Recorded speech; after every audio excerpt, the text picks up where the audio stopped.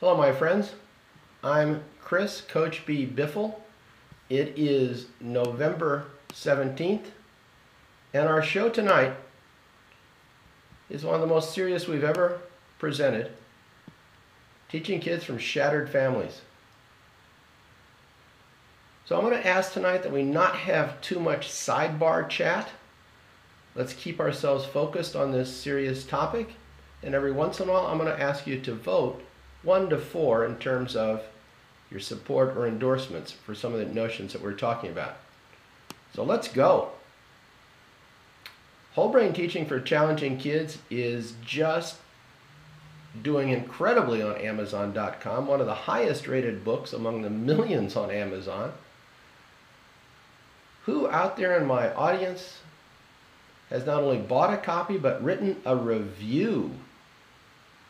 Who's written a review of Whole Brain Teaching for Challenging Kids? Liz from Elizabeth has. Loftus has. Ragalar has. Nancy has. And Liz says it was a good one. Addie has. M. Carlson. Varner K. Thank you so much. D. Manuel says only it's the best book ever and that she can't live without it. Well, that's a pretty strong endorsement. So wholebrainteaching.com, one of the world's most popular education websites. Why? We're free, we're fun, and it works. Here's Biffy Bluebird. Hi, Coach. Hi, Biffy. What if someone wants a copy of these slides or needs a professional development certificate? Great question, Biffy. Thank you, Coach. Great questions are my specialty. Smarty, what do you think?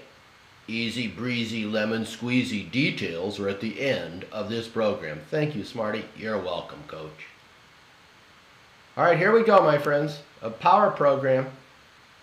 Try to keep the sidebar chat focused on this incredibly serious topic. WBT has 2 methods of reforming challenging kids. Change the class. We talked about that last week. And heal the kid. Last week in webcast 587, we looked at the first one, and we'll review it a bit. And this week we'll talk about B. How to help kids with some of America's most serious learning problems. Children from shattered families. So let's do a quick poll of the online audience. What percentage of your kids, to your knowledge, come from a shattered family? And you define what you mean by a shattered family. But I mean a family where interpersonal warfare, physical and emotional, is the order of the day. Online audience, tell me, what percentage of your kids come from shattered families? How serious is this in this non-scientific poll? Helen Bowe says 50%. Marsh says 4 out of 12. Our Heart says 25%. D. Manuel says half. Crazy is normal. Parents are in prison, divorce, and broken homes, says Jay Loftus. 90%, says Abhorn. My friends, if you even have one child from a shattered family, it's heartbreaking. And it just has come to me recently what might be a very, very effective strategy. Let's see if you agree. All right, here we go. Serious and a little hard tonight. Check it out. Let's begin with a description of locus of control, first described by noted American psychologist Julian P. Rotter in 1954. 2 kinds of locus of control. Internal locus of control, you believe you control your life. External locus of control, you believe external forces, powerful others, society, or fate, control your life. Online audience, are you understanding this brief explanation of locus of control? Are you with me on the difference between internal and external locus of control? Liz from Elizabeth says she's got it. I think already, because my audience is so hip, you see where this is going.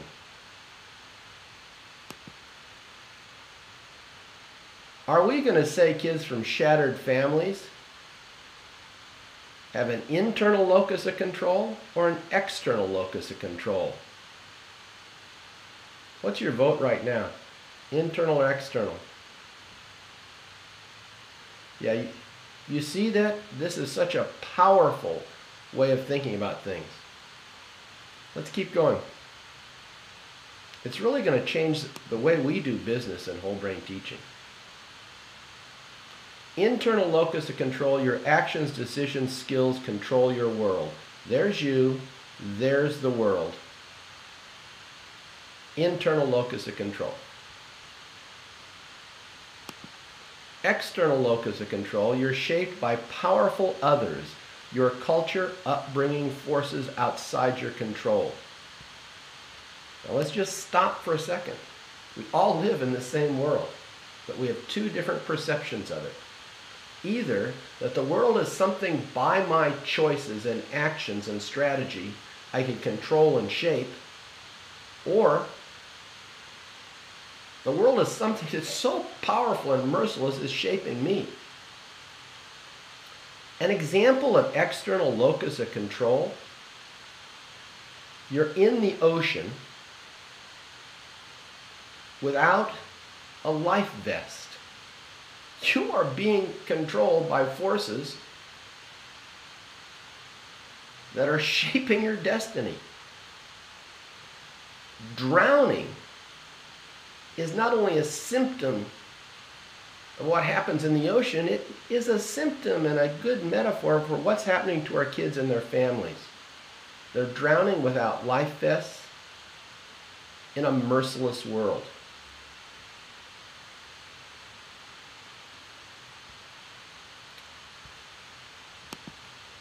There we are.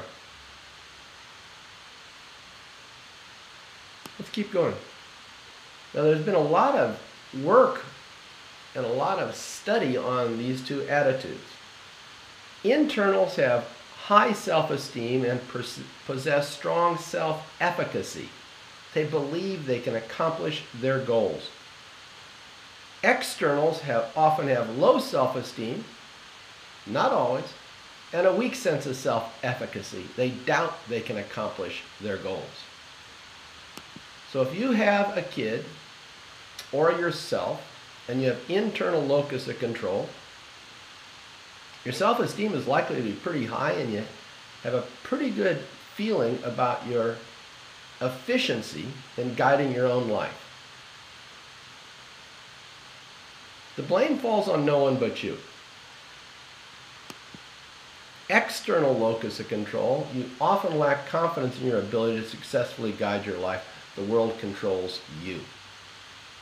So, if this makes sense to you, then when a kid comes into your classroom lacking confidence, it's because the child may be raised in an environment at home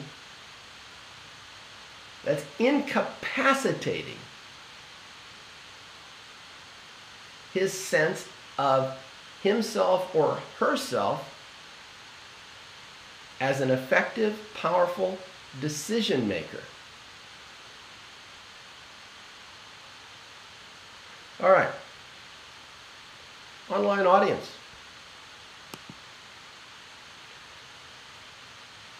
How are you liking? How useful does it seem to you to think about your kids in terms of internal and external locus of control? Is that giving you a slightly new perception of kids from shattered families?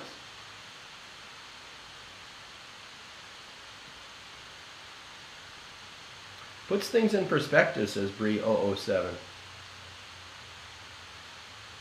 Nancy says the voices they hear away from school are not consistent with the school voice. Makes complete sense, says Jay Loftus. Conch Girl says she knew it, but now she understands it. It's a scary reality, says DRA. Now I'm going to take this to a radical position. So far my online audience seems to be going along with me. And Melinda, it should. It should increase our compassion for our students. They see the world as an ocean, and they don't have a life vest.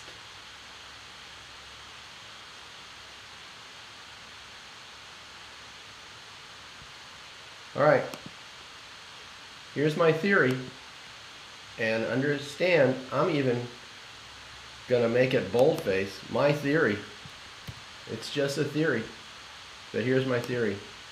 My own theory is that children from shattered families are more likely to have an external than an internal locus of control. Their lives are genuinely controlled by powerful external forces: poverty, hunger, substance abuse, unstable adults. Children in an environment in which emotional and physical abuse is the norm view the world as controlled by powerful, unpredictable others. Often this is the blunt truth. Now, here's the deal.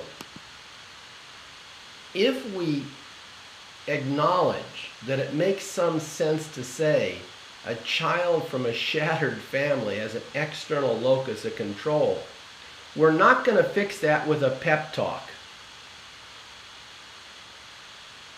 We're not going to change this child's worldview, I don't think, merely with love and understanding. Because then they're going to have the sense of, wait a second, well, love and understanding happens here, it doesn't happen there. We have to reorient the child. And I'm going to suggest one technique. D. Manuel says that when you go to hug a child from a shattered family, they pull away. Why? Why does a child from a shattered family pull away from your hug? Because you're just another powerful other, my friend. You're so powerful, you're running a class. You're running a family with 30 kids in it. Manuel, that's remarkable.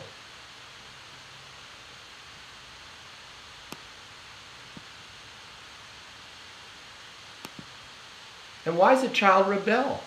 Rebellion is the most effective way a child has of defending herself against a world of merciless others. Merciless, uncontrollable, unpredictable others. Here's what it looks like for many of our kids.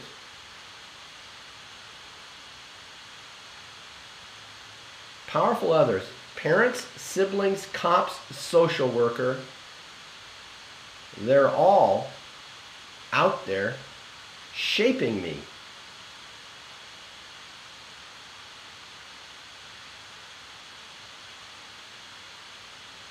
All right, here's the cruncher, and I got to tell you, I've had a change of heart.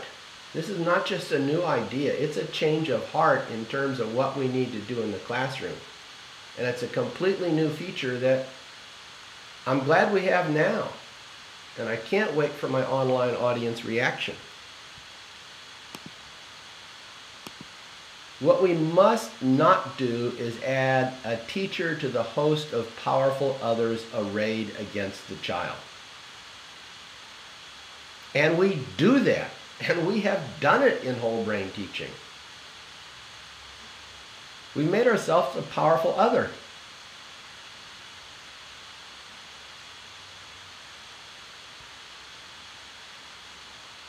I'm going to start preaching here, friends. We must not extend a child's feelings of helplessness from the world into the classroom. You must shift a victimized child's locus of control from exterior to interior. Guilty as charged, says Helen Bow. That's a brave statement. I'm joining a guilty as charged. I wanted to be a friendly, powerful other. A coach, a referee, but I've got something better here. I'm not saying throwing out what we're doing. We can always go to what we found successful, but I'm going to suggest a new direction for all of us. We shift children's locus of control from exterior to interior by giving children choices. Students' choices shape their world, center their locus of control within themselves. And choices are something we've lacked in whole brain teaching. That's true. I'm glad my eyes are being opened.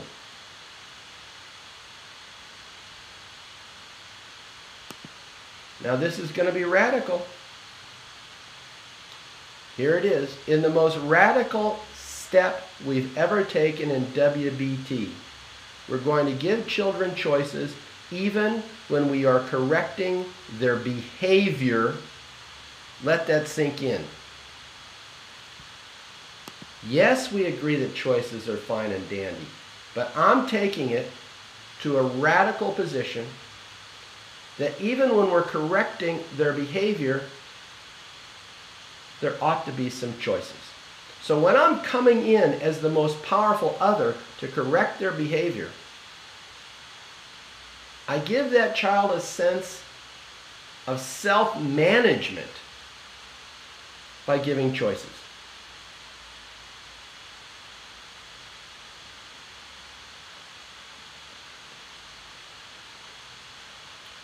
Who's on board right now with what we've said so far? Online, Instapoll.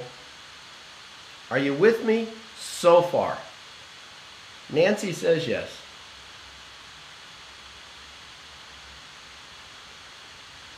Man, that is what I need in my class this year, says Loftus. Addie Kelly says loving it. Kelly Avery, thank you. With you, coach. With you. Yada yada too, yes. On board and ready to set sail, says Madeline. A.D. Lutz can't wait to see what it looks like, and I'll tell you why I'm impressed with the response from Mr. Lutz. Mr. Lutz has some of the most challenging kids in America.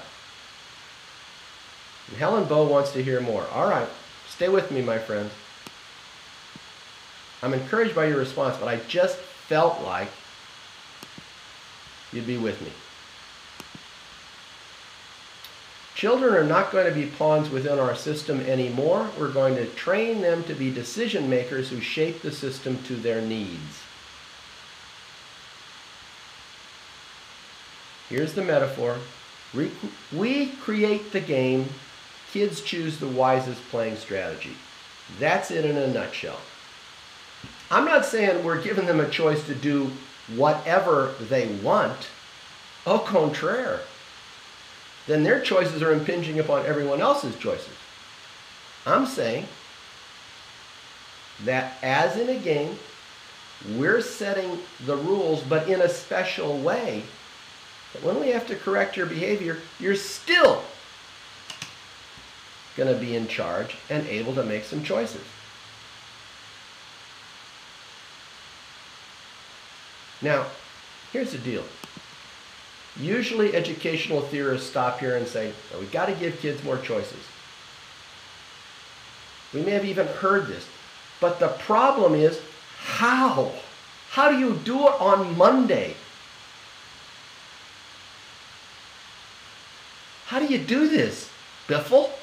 Yeah, it sounds good. But what about where the tire meets the road? How do you make it happen, coach? Specifics. Here's a drink. I'm feeling a little more confident. Holt from Texas is here. Late, but at least here. Holt, you missed the big show. Your friend will catch you up. Note in the following description of WBT's classroom management system for the most troubled kids, the word choose and choice are at the core of each strategy. Now, let's go back to last week. Here's where I was last week. And webcast 587, I talked about the classroom management flow chart. I'll do this very quickly. You're going to rate your kids from 1 to 5, 1 to 4, add it up and divide by the number of kids. That gives you a classroom engagement average. You're going to take your kids who are most engaged, not necessarily your smartest kids, but most engaged, You're going to train them to be leaders. And we described last week exactly how to train them to be leaders. So you're training your 4s to be 5s, and then you're starting to sit your 5s with your 1s. You're going to take your other kids and you're going to use a star card. Here's the star card. We had a lot of positive response about the star card last week. Students choose when to self-tally, when to note they're following the target behavior. The star card is shown to the teacher daily. She decides when the total tally marks equal a super improver star. But notice the instructor isn't policing the student's behavior. Students are choosing when to award themselves a tally mark for doing a good job. That was last week's star card. Anyone out there notice how unsuccessful you are when you have to play the role of cop?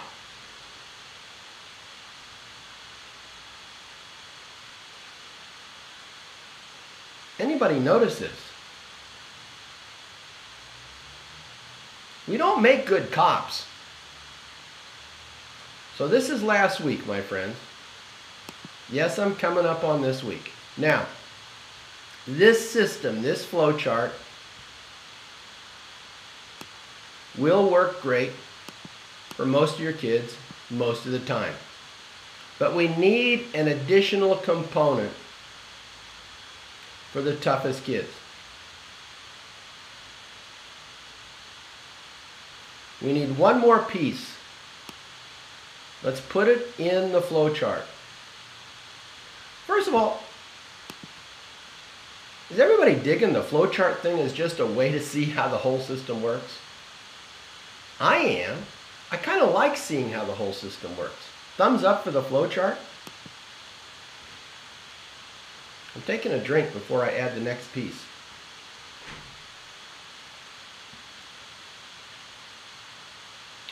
Here's the next piece. It's right here. Boom. For some of our 1s, you're going to implement a strategy and then assess implementation over and over again. These strategies are one-on-one. They're special deals. The question is, what are the strategies? I'm going to open the strategy box up. There are the strategies. I'm suggesting 6 strategies, each one of which involves choices. I'm going to say this again. Some of these strategies you've seen before, but they didn't have an inner locus of control component. They did not involve choices. It was, oh, you broke a rule? 1 minute practice, baby. That's external. That's a powerful other. So you've seen some of this stuff, but now I'm going to dial this in for kids who feel like they're drowning in the world. All right, here we go. Now, remember, in all our strategies for dealing with the most troubled kids, we're going to shift the locus of control from exterior to interior by giving the child choices, even as we correct their behavior. That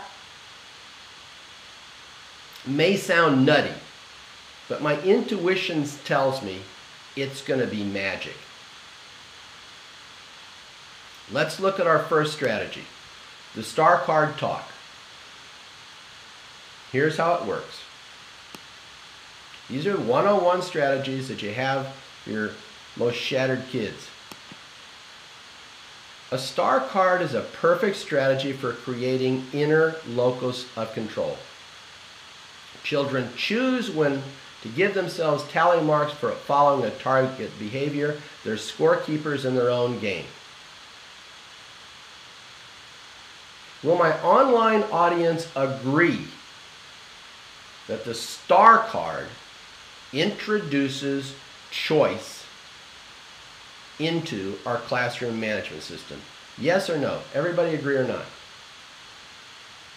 They're tallying their own behavior. That's choice. Now, here from Kelly Avery is an incredible star card template. Look what she did here. Monday's total, Tuesday's total, Wednesday's total, Thursday's total, Friday's total. The kid circles up here the days that they're here, and they just tally like crazy. And she has made a PDF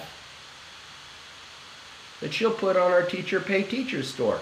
And we have different statements here. One is look at the one who's teaching. Another is rule 1. Another is big gestures in full turn. So there's 10 or so different star cards all done for you. And Kelly is such a rising star. She has told me, Coach, if there's anybody out there who's having trouble with challenging kids, let me know. I will go to their house and help out. Everybody excited about Kelly Avery visiting the houses of some of your challenging kids? Good old Kelly. Kelly, I hope you appreciate me volunteering you. She's here, says Kelly. That kid, she's great. All right, now, let's dial it into choices. Star card talk. Take a student aside for a short private conversation. If she has a star card, discuss how self-tallying is going. She can choose if another behavior needs to be added to the card. If she doesn't have a star card, give her one with her choice of a self-tallying behavior. Now, we introduced star cards and said you put down the behavior. For your troubled kids, let them choose a behavior. There's 10 of them I'd love to see you work on. What do you feel like? What's your choice for a star card behavior?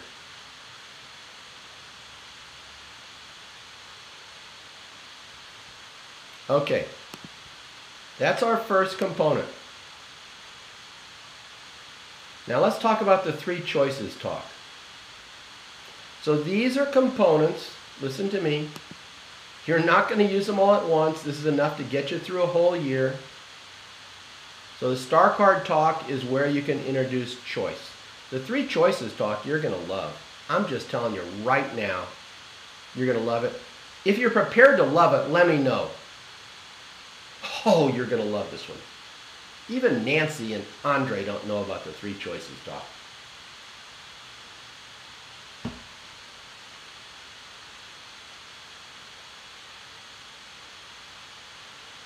Here's how it works. You're going to say in class, you say, my friends, sometimes I'm going to need to take you aside and we're going to have a chat. And you have 3 choices. You can choose long talk, you can choose short talk, or you can choose plan together. It's up to you. Let me just tell you what the choices involve. If you choose long talk, I'll be doing all the talking, as I love to talk, and I'm going to talk and talk and talk about your problem and what you need to do to fix it. So you're making me happy you choose long talk. However, if you choose short talk, I'll still be doing all the talking, but I'll just make the point briefly about what you need to change. What I'd like to see, the most mature thing, and you know, you're 3rd graders, you're not 2nd graders, or you're 7th grader, you're not at elementary school. The most mature thing is you choose plan together. And then we both talk and we work out a plan to improve your behavior. So remember, outside, I'll say long talk, short talk, or plan together, you tell me. Now, if you say, I don't care, or you don't say anything, that's fine.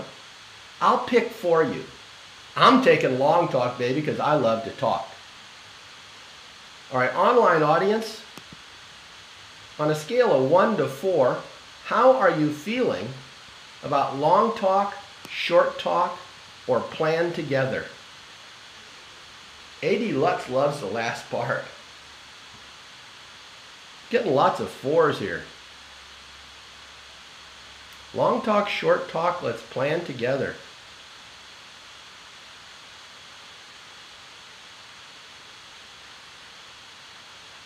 Loftus likes it. If it works in New Jersey, it might work anywhere. Melinda Sprinkle's on board. I always feel good when Melinda's on board. So, here's the screen. Take the student aside for a short private conversation. The student's choices are long talk, short talk, or plan together.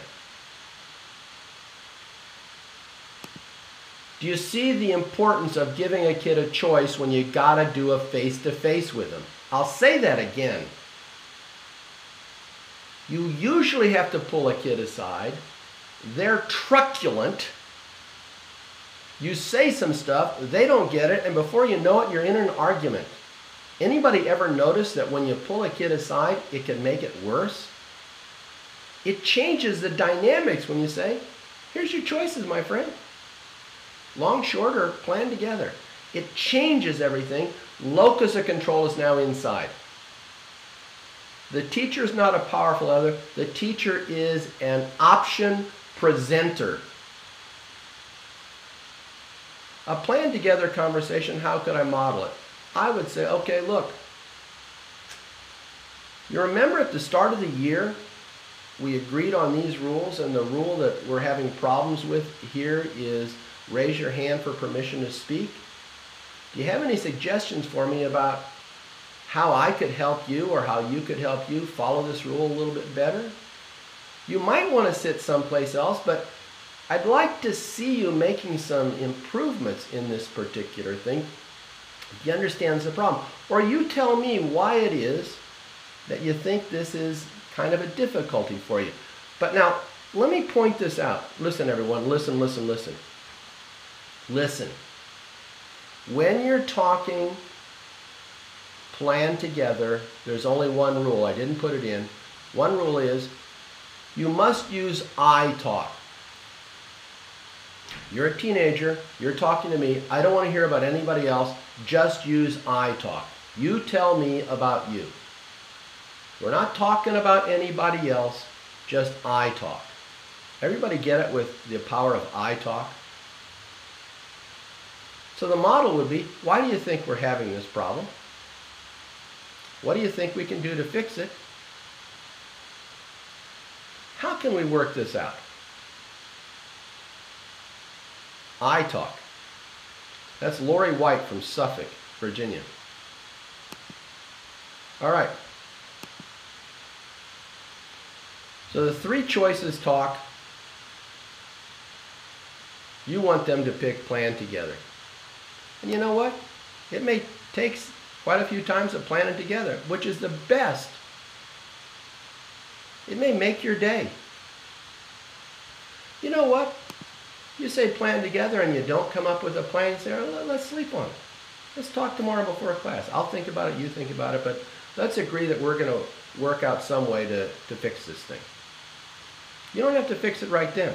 It's just, are we on the same page? Are we on the same side of the table? Also, I'm going to say and plan together, say, what's going on at home? Anything going on at home that's aggravating or irritating you? Boom, open that door. What's going on at home? Student shrugs. It's a long talk. But give them the choice every time. All right. Brief practice is my third strategy. Again, notice we're going to be using choices here. Now this is radical. I can't wait for your reaction. Listen to me. Help me out. A student is having ongoing difficulty following class rule. During recess, the student chooses how long to practice the rule gesture, 30, 60, or 90 seconds. In addition, the student can choose to rehearse the gesture itself or rehearse the gesture and silently say the rule. If the student chooses not to choose, the teacher assigns 90 seconds of practice. Now, what do you think about that? Let the kid pick how long he's going to practice for. What do you think, online audience? Now that's radical.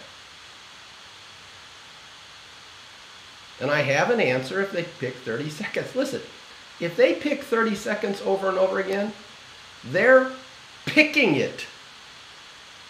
I'll say a little bit more about that. What do you think? A.D. Lutz says a kid will probably choose 90 seconds to impress you. Wow. That would impress me. D. Manuel says it works for me. Give them the choice.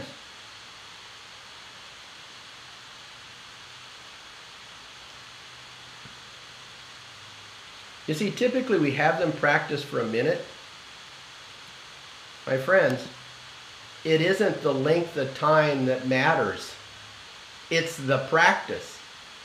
And when they pick the practice, they're more engaged in the practice. They picked it.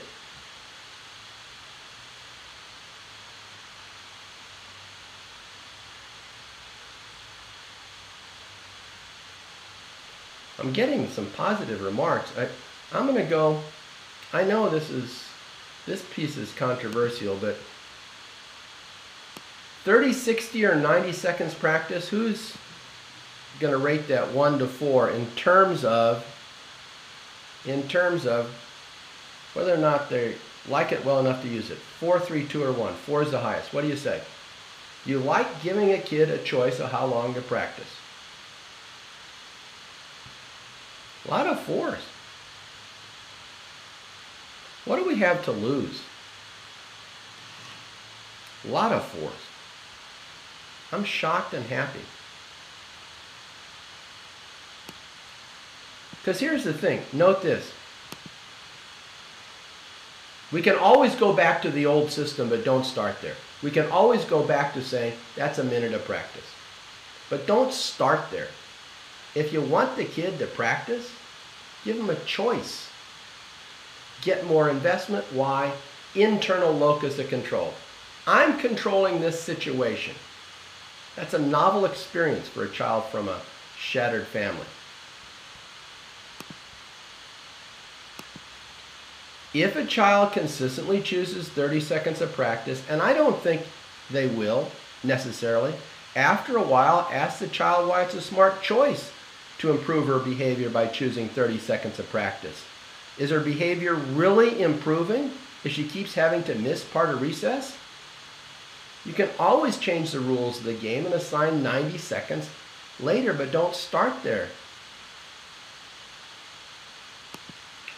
The child chooses 30 seconds, 30 seconds, 30 seconds, 30 seconds, and then great opportunity for critical thinking discussion. Is this helping you to improve your behavior? Because I notice you're getting a lot of 30-second practices. That's a nice conversation to have, as opposed to shaking your finger in their face. Nancy, could you put online a link to the practice cards? Practice cards are coming up right now, my friends.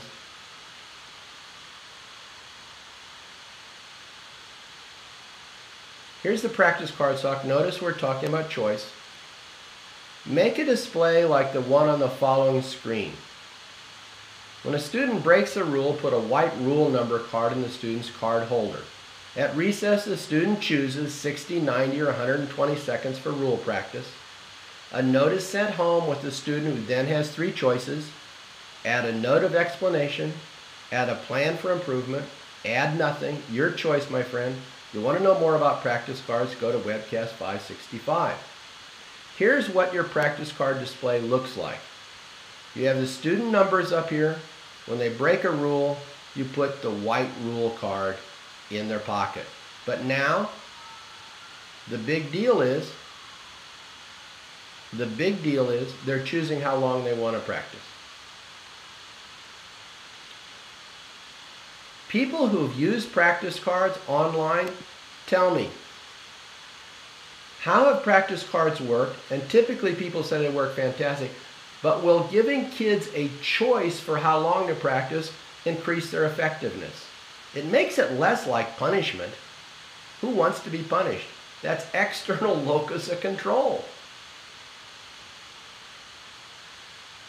And there's love and logic stuff in this. Here's the love and logic.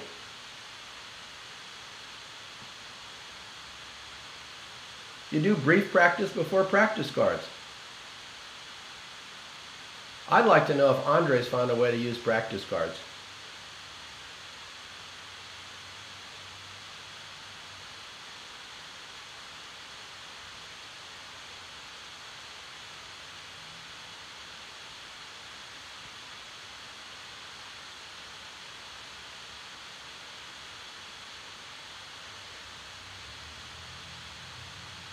We try not to use practice cards until after Christmas.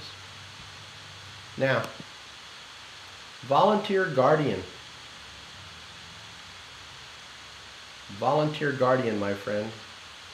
And these are kind of arranged in order of strenuousness. Everyone's going to love volunteer guardian. After receiving several white card practices, the student can choose to take a note home or take a note home and turn it into the volunteer guardian, a teacher who serves as the child's on-campus parent. This is our most powerful option for students in shattered families. Note the choice. They get a note that goes home. It goes home no matter what. But they can also choose to take a copy of the note to a volunteer guardian, a teacher who's the on-campus parent. And that on-campus parent is going to have the most rewarding teaching experience of her life with that challenging kid who comes in with the note. Because the volunteer guardian hasn't had to deal with the child all day. It's just when they come in with the note and you can talk to them. Midland, Texas, we need a volunteer guardian program on your campus, but don't get started yet. Who's all about volunteer guardian? White card note goes to another teacher.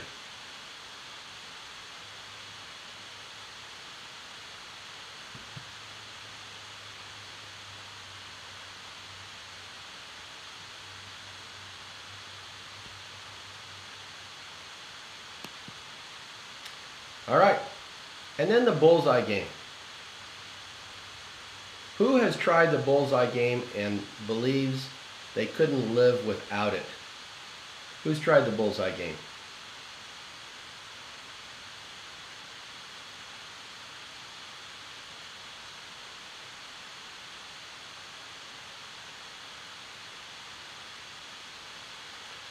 Here's the deal. I understand that most kids from shattered families, the parent is not going to see the note. It still legally should go home, but that's the kid that gets the on-campus parent. Sure, it can go to anyone you want. A previous teacher is fine.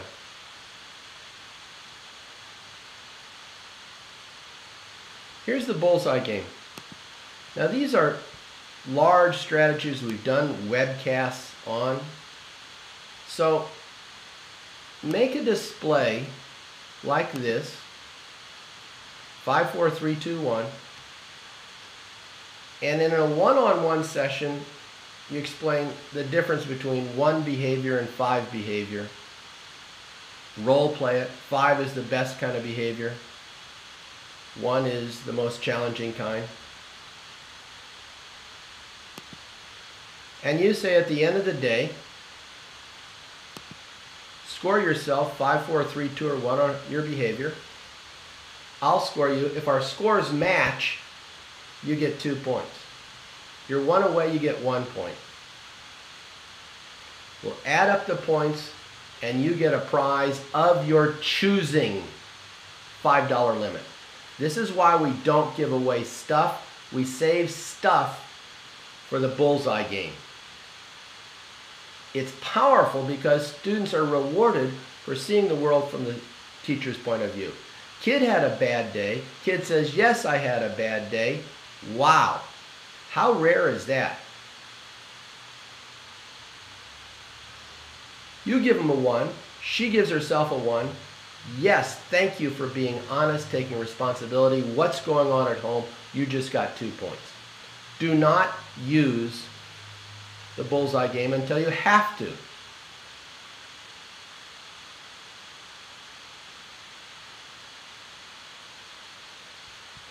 Now, my friends, listen to me. We've given you strategies that are powerful. Don't jump into the bullseye game until you've done all the other stuff. It's all the other stuff that'll prep the kid and take care of most of your classroom management so you can really do one-on-one with a kid once a day for 3 weeks, which you might have to.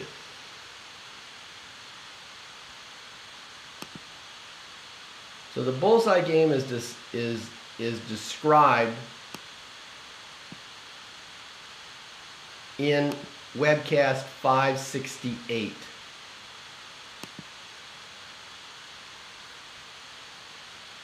So here's what the whole thing looks like, my friends.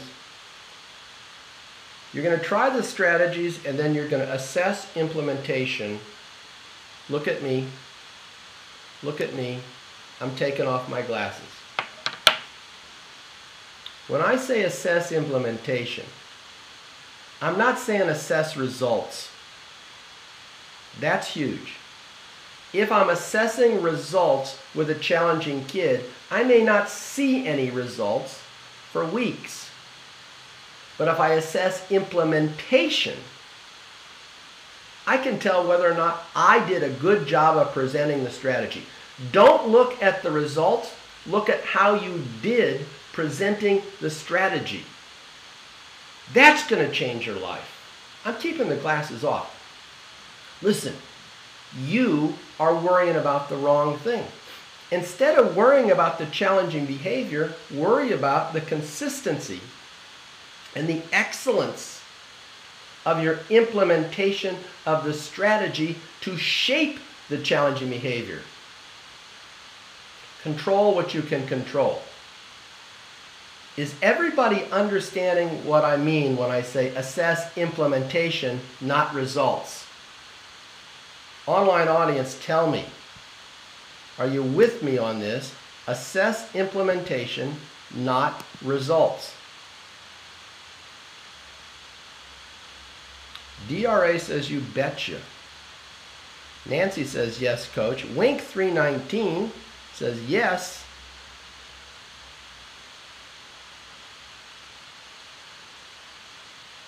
Jenny D says she's been too worn out to be consistent. I understand that, sister. Then you have proof of the strategies you've tried for the powers that be. Yes, you show them your implementation scores.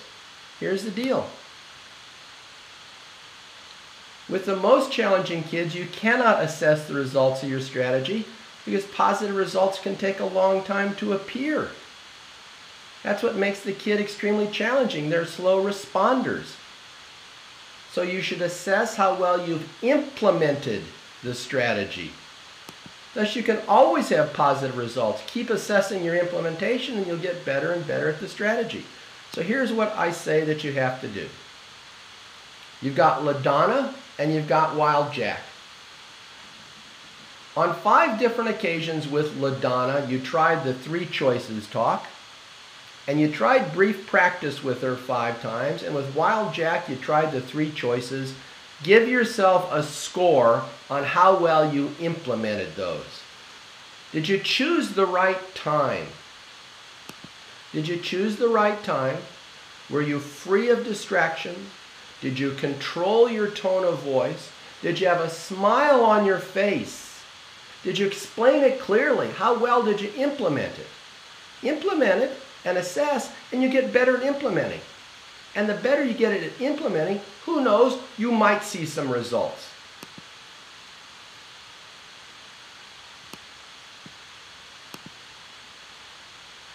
With most challenging kids, you need a way to track progress, which may be very slow. If you assess results, you might see a string of 1s. Here's your assessment of results. Oh no! If you assess your results after 5 times, you might not see any results. That's what makes them challenging. So assess implementation.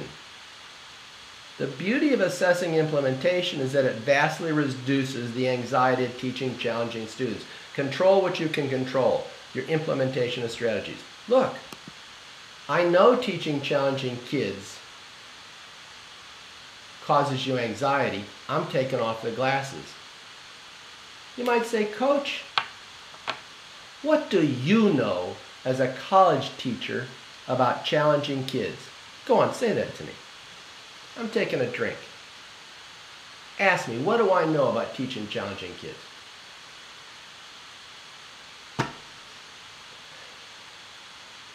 You want to know what I know about teaching challenging kids? I'm going to tell you. I started teaching in 1971, before most of you were even babies. You know who my first kids were? My first students? 1971?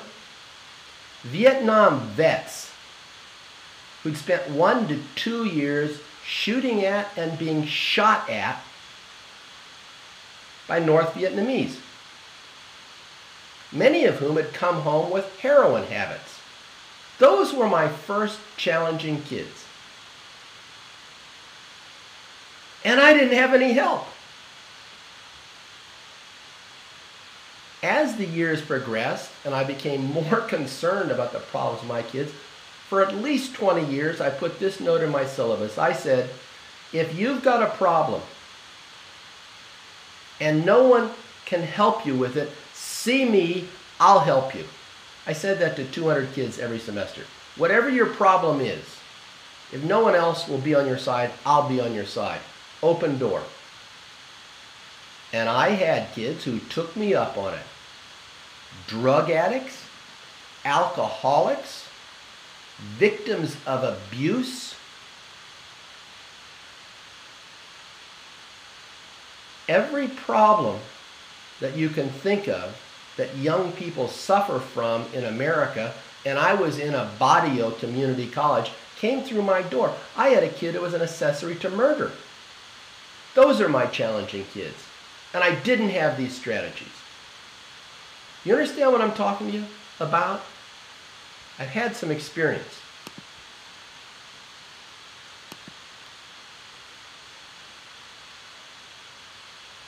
Teachers worry endlessly about the wrong thing. They worry about challenging behavior, and all they can profitably worry about is their implementation of a strategy to correct challenging behavior. Implement, assess, implement, assess. Implement, assess, implementation, calm down. So here's the big picture. Here's the flow chart. Train your 4s to be 5s, seat your 5s with 1s. Get your 1s, 2s, and 3s going on star cards, and use these strategies kind of in this order, but with choices.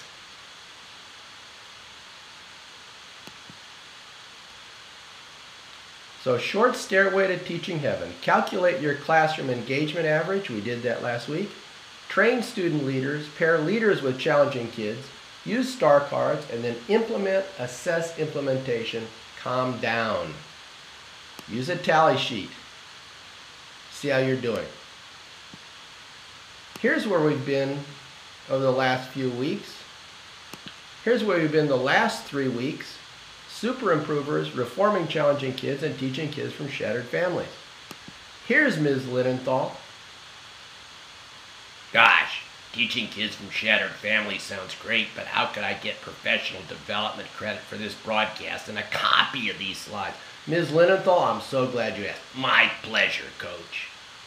If you want a copy of the slides, you want professional development credit, it's going to cost you a whopping $5.88, and I'm getting fast on these. Anybody thrilled at how quickly I'm getting back to you? I'm checking it. Sometimes I check it hourly. Here's the website. Put $5.88 right there, and I'll send you a professional development certificate. I'll send you all the slides. And my friends, here's what we've done recently. 587, reforming challenging kids. 586, super improvers. 585 on Teach OK, and 584 on the scoreboard. You want any of those or any webcast? Just put the appropriate amount into PayPal. All right, here we go. Yay or nay? Who would love a webcast on whole brain parenting? Yes or no? Waiting for my dear online audience.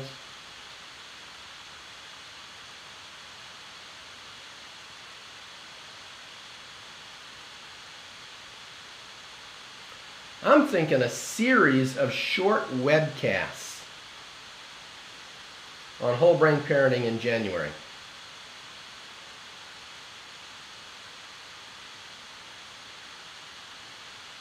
Please get ready to assign your parents. Helen Bow, I want your parents of your kids to come to this. Kelly Avery, figure out a way right now to share your star cards. Kelly Avery, just put your teacher pay teacher link online and then get it up. Put the star cards tomorrow. Tonight is 588. It's webcast 588. Last week was 587. And what are we going to do next week? I know you're going to be thrilled. Super Improver Brainies. We're going to combine WBT's two most powerful learning games. Who would be thrilled to see a combination of Brainies with Super Improver? You thrilled?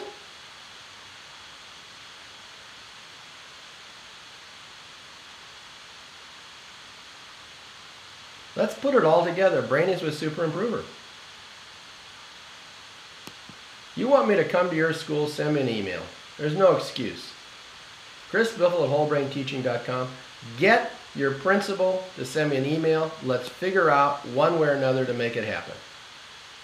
If you just love whole brain teaching, if you love it, maybe you want to buy 10 webcasts for only $19.99. For twice the fun when ordering, wear a wacky hat. Here's the webcast. Universal homework model, oral writing, our first version of Super Improver, the Genius Ladder, the 5-step lesson template, Prove It for state tests and Common Core, Mind Soccer, Brain Toys, and Super Speed 1000. Yes, my friends, $19.99 in the PayPal window. I'll send you all 10 of those webcasts. And tell your spouse you're going on vacation to teaching heaven.